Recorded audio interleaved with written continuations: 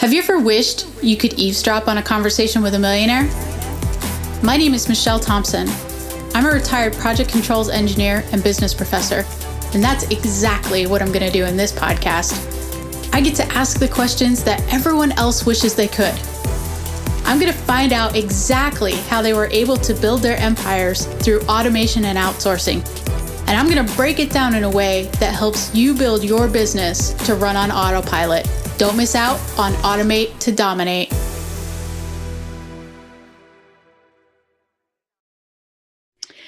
Hello, everybody, and welcome to another episode of Automate to Dominate. Today, we have Shelbi Souther with us, and she owns Start Up Your Success. And I am super excited to have her on the show because she is going to share with us all of the combination of tools that she uses for free and low-cost automation. And she's going to share with us how she builds that into her business development strategies. But before that, let me just give you a little bit of a background on her. She is from Colorado, and she has two awesome, one very energetic, one not so energetic dogs. Loves spending time traveling with her husband. She's passionate about learning automation, finding creative solutions for complex problems, and optimizing online business for growth. She actually spent a decade with large corporations to streamline their operations and has saved them millions of dollars. So currently, her focus is shifted to helping online entrepreneurs, which is great for us, grow their business while saving them time and money. So Shelbi, thank you so much for being on the show. Yeah, thank you for having me. I'm happy to be here. So can you just give our listeners just a little bit of a background about you and how you ended up morphing into the business that you now have? Yeah, absolutely. It really started, I kind of started out in the accounting department in a large corporation. And I really quickly kind of learned, the ins and outs of what that entailed being in the accounting department. And from there, it kind of morphed into a couple different things. My experience is kind of scattered all over the place, but I really honed in on systems for accounting. So, ways to automate accounting, the systems that help, incorporate all of those accounting processes. And from there, I actually jumped into supply chain. Oh, okay. So yeah, there's a lot of opportunities to automate not only in accounting, but across, a multifaceted approach of business operations. So are you a just-in-time specialist? Yeah, pretty much. Okay. All right. Yeah. I was fascinated by that in college. So Were you? yeah, I don't know why. I'm a nerd and a geek out like that, but I was just like, oh my gosh, this is incredible. We could save 20% by just fixing this. Yep, absolutely. And I mean, in the corporate world, at least the area that I was in, there was so many opportunities for that. So there were so many opportunities for savings and streamlining and automation. And I mean, there was a lot of low-hanging fruit, so to speak. So with that, that's kind of what shifted my focus really to the small online business sector, because you don't get as much of the pushback, I guess, in certain environments within corporate. You get a lot of pushback and it's difficult for people to understand some of the changes. You don't need an entire Six Sigma proposal to get one thing changed. I don't understand. Exactly.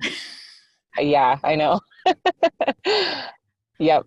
So that was really kind of my shift in focus was, I see a lot of opportunities in the online business sector as well for, young entrepreneurs, people just starting out that, really have a million things to do when they're just starting their business.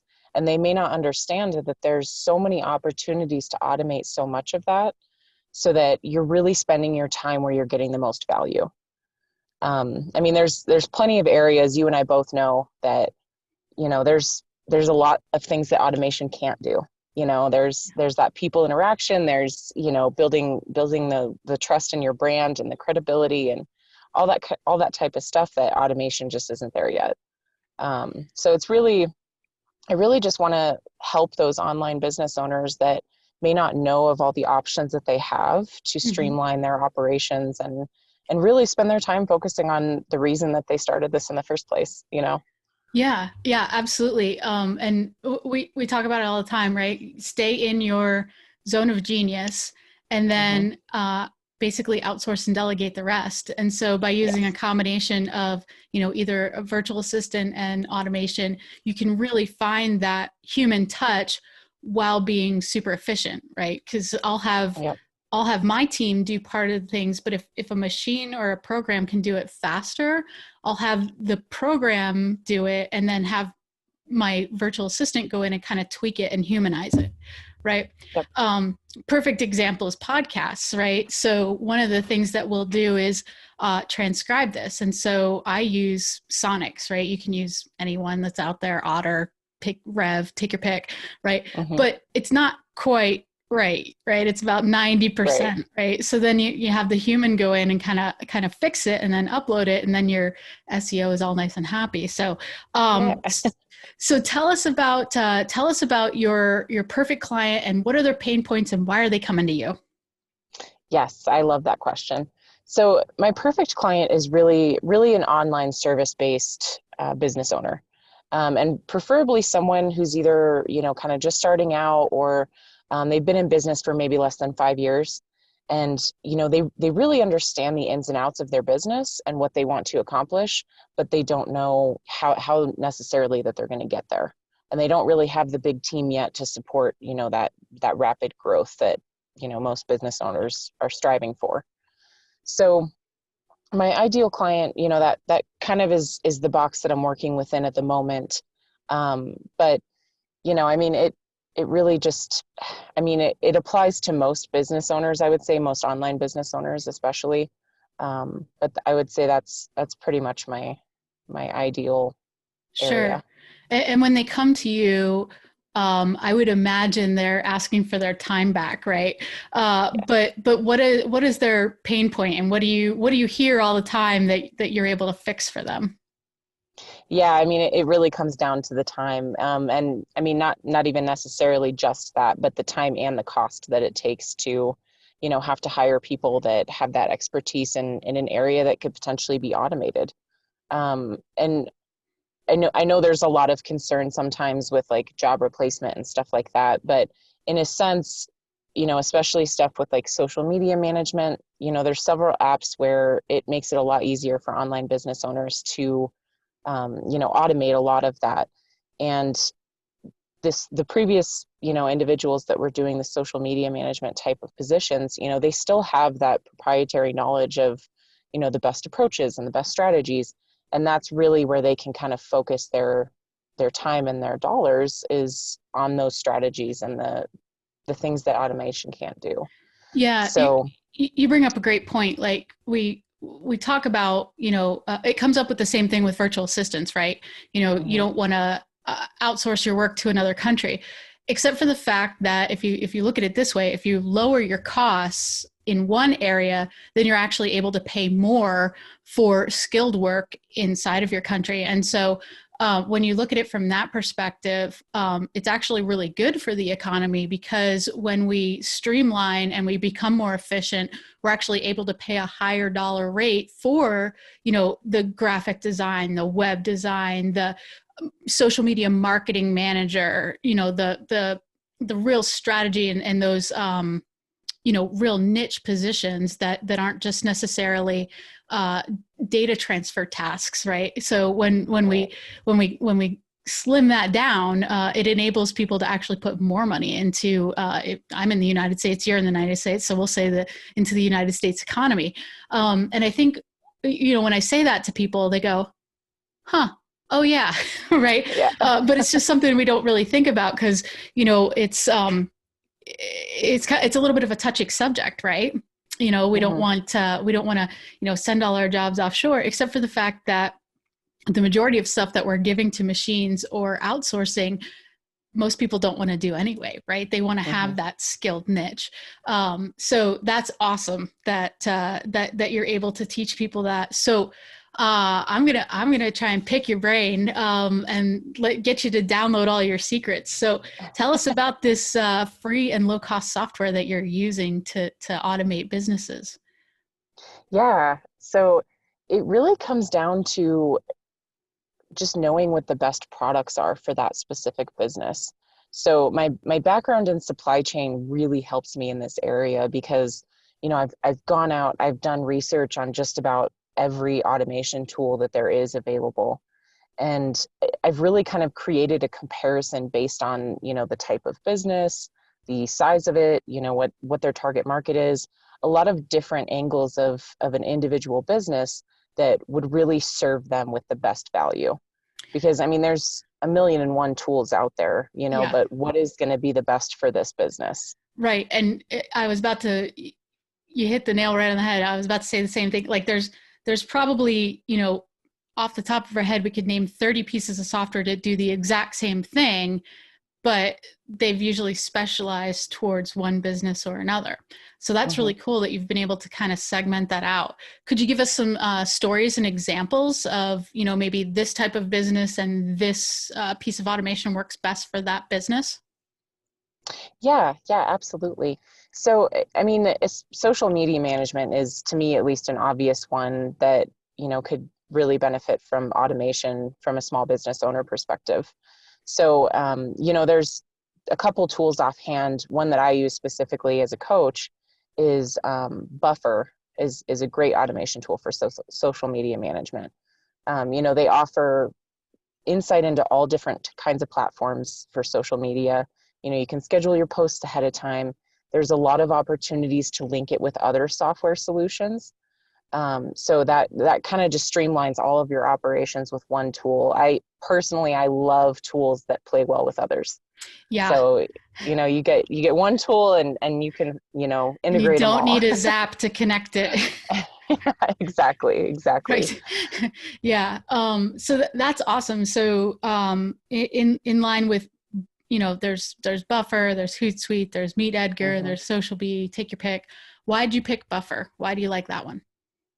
I picked Buffer specifically because it integrated with some other softwares that I was testing at the time.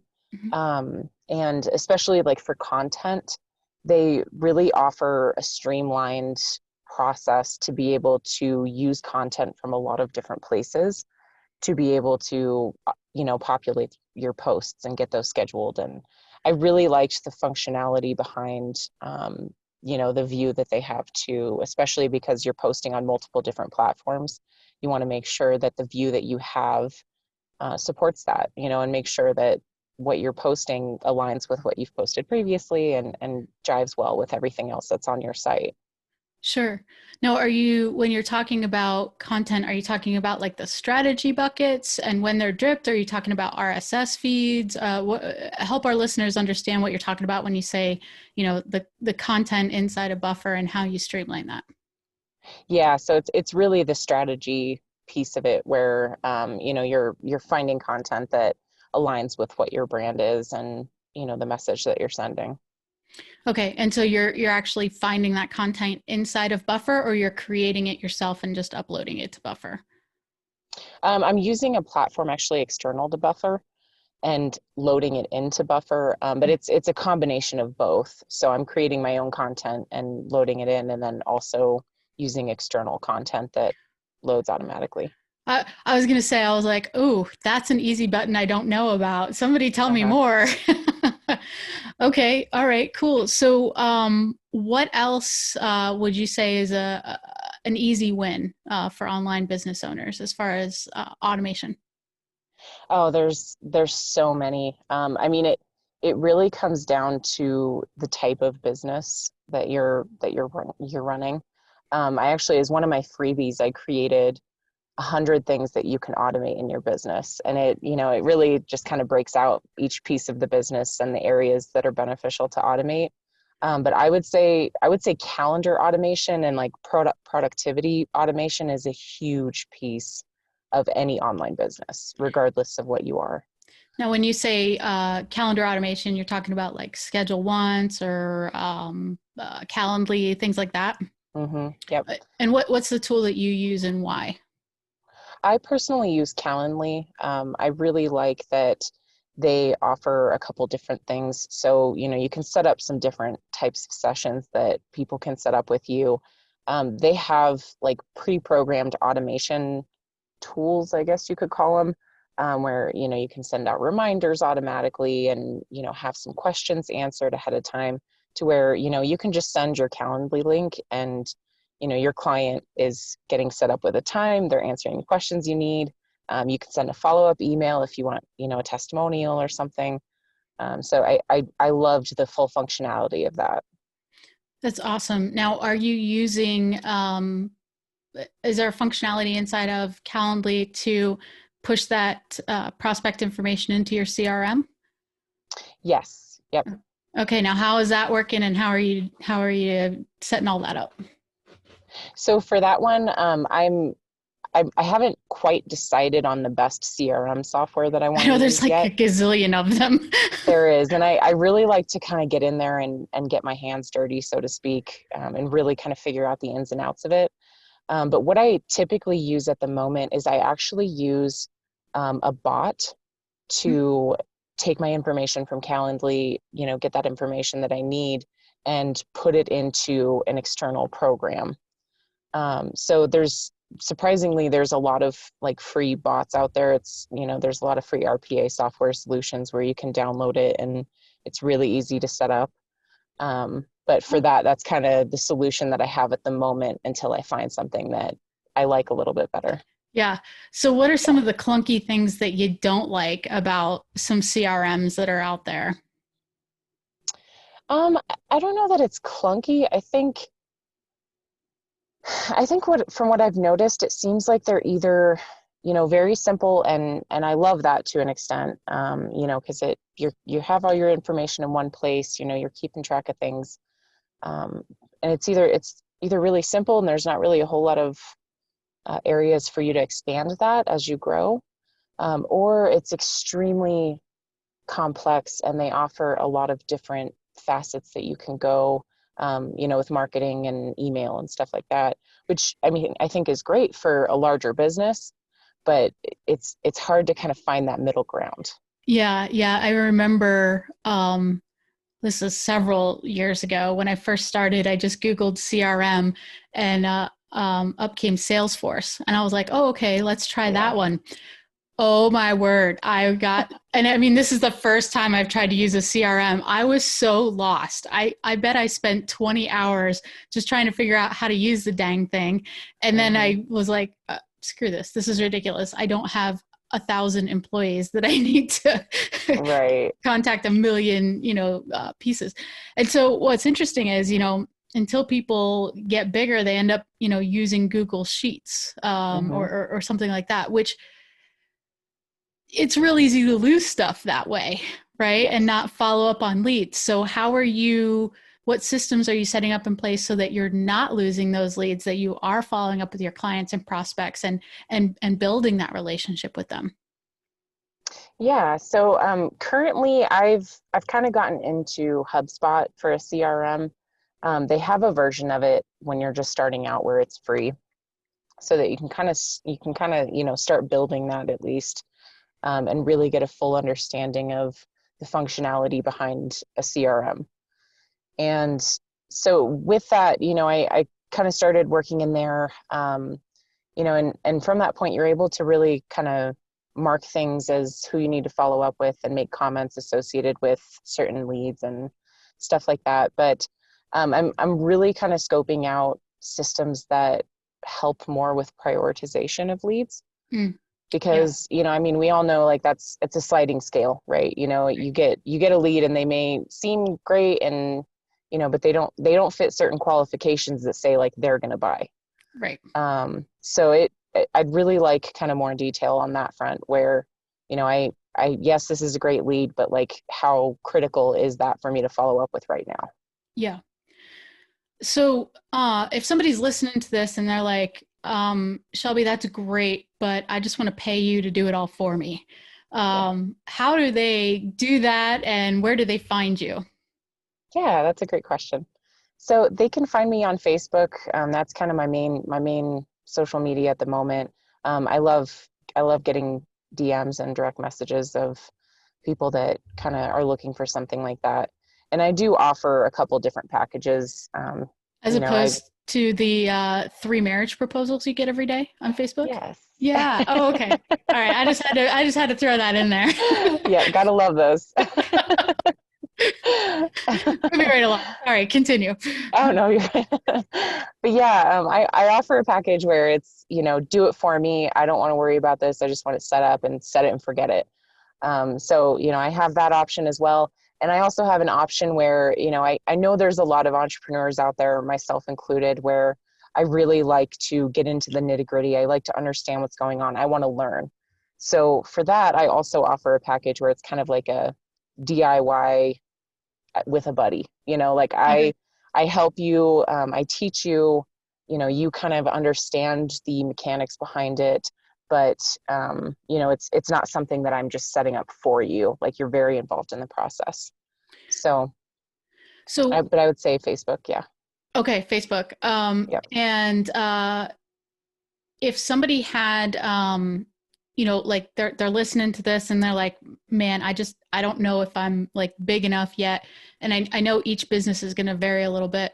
Usually what's the range for the DIY and the done for you, so that people just have an idea of, okay, this is $10,000. I got to wait till next year. Yeah, it's definitely not around there at this point. For the DIY, we we have a couple different options, but it starts out usually around 1,000, just for like an audit of your business to kind of find where the best opportunities are, and then I recommend that stuff to you. Um, and then you can also, we can work on it together for a couple months, and that package is usually around 1,500 to 2,000, depending on the business. Okay. But the do it for you package obviously is higher. You can still, the business audit piece of it is separate. You can get that without getting into one of those packages, but the do it for you kind of ranges higher depending on the size of the business. It's usually around 2,000 to 3,000. And I believe there's a website they can go poke around and cyber stalk you. Is that correct? Yes. Yep. It's hopefully super easy to remember. It's just, the www.startupyoursuccess.com. Awesome. Okay. And is there like a little box in there where they could schedule an appointment to chat with you or anything? There is not yet, but there is a sign up pop-up window that comes up. So I'm Okay. doing some current upgrades to my website, but yeah, it'll Cool. it'll be there soon. So So there's a hopefully way by that the they can time. email you and say, Yes. hey Shelby, I need you. Yes. Okay. Awesome. Perfect. So I always ask this question on every podcast. Um, if you went to a party right before Christmas, so you're at a Christmas party, you're with a whole bunch of new entrepreneurs, and you were able to gift one book to them that would help them in their journey, what would that book be? Oh, that is a great question. Um, it would probably have to be the book Thinking in Bets. I think it's by Annie Duke. Thinking Um, in Bets. Oh, Annie yep. Duke. Yeah, she's good poker player. Yeah. Yep. Really good poker player. Very good. Yeah. Yeah, I would say that book, it really helped me kind of understand the ambiguity behind a lot of the decisions that we make as a business owner, and quite frankly in our lives in general. But that book was really beneficial in helping me kind of push forward. That's really awesome. Funny story about that. I actually started playing Texas Hold'em to help my negotiating skills. Really? Yeah, true story. So I was reading one of Robert Kiyosaki's books. I don't remember which one. I think it was a Cash Flow Quadrant. But Oh, nice. he was talking about, hey, you have to learn how to negotiate, and you people, you can't just be an open book. People got to be able to read you, and Mm-hmm. all this good fun stuff. And he's like, one of the best ways you can do that is learn how to play poker. And Huh. it was amazing how many business lessons I learned playing poker. So it's really Mm-hmm. funny that you brought up Annie Duke, because that was the sole reason that I learned how to play Texas Hold'em. Actually, not bad at it now, much to my mom's dismay.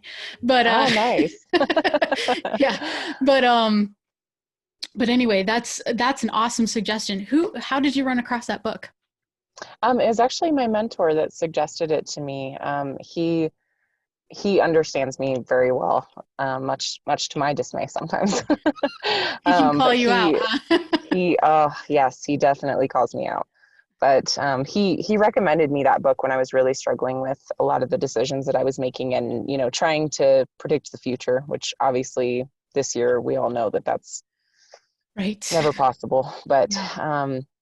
yeah, he recommended that to me, and it was definitely a huge piece of kind of pushing me forward. Awesome. Awesome. Yeah. Shelby, thank you so much for your time. You've dropped so much information. I really, really appreciate it. Guys, if you get a chance, check out, startupyoursuccess.com. Go check out our website, cyberstalk her on Facebook, and totally get to know this chick because she is awesome. Thank you so much for your time. I really, really appreciate it. Yeah, thank you. I really appreciate the opportunity to be here. All right, guys, that's it for this episode. We'll see you next time. Thank you for tuning in to the Automate to Dominate podcast at www.awesomeoutsourcing.com/podcast. My name is Michelle Thompson. Hey guys, if you absolutely love this show, I would greatly appreciate it if you would head on over to iTunes, subscribe, and leave us a 5-star written review. That would be amazing. And as always, if you guys know somebody who should be listening to this podcast, please don't keep it all to yourself. Share it with your friends.